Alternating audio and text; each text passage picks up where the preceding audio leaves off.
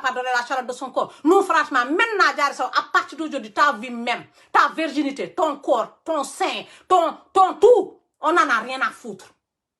Ton roman là, ton soleil que tu as écrit là, va le lire avec tes parents intellectuels, avec ton père intellectuel, avec ta mère intellectuelle, avec le gouvernement qui sont derrière toi pour te financer tes livres, t'amener en Europe ou faire des trucs. Nous, Sénégalais lambda là, nous, Badoro là, c'est nous qui te cherchons quand tu es perdu. C'est nous-mêmes qui sommes en train de te dire, si tu nous emmerdes, ah ben ma petite chère fille là, nous on t'emmerde aussi jusqu'à l'os. Donc que ça soit la dernière fois que tu as publiquement dit au oui, c'est une façon de leur dire je vous emmerde. Mais tu emmerdes qui? Emmerde ton père, emmerde ta mère, emmerde l'homme qui baise avec toi parce que nous on en a rien à foutre de ta gueule.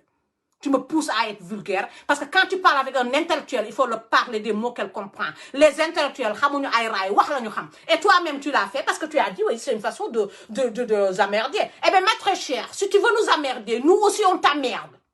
Et on t'emmerde pas un peu, hein. On t'emmerde beaucoup plus et jusqu'à l'os.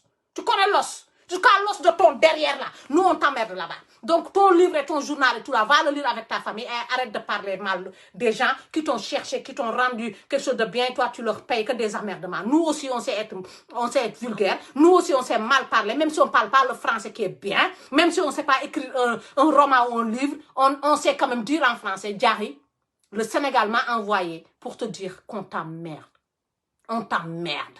On t'emmerde. On t'emmerde. On t'emmerde. Merde, mais jusqu'à l'os même. Et vous allez faire quoi? Parce que yow mi apparemment xale bu deuguer beun nga.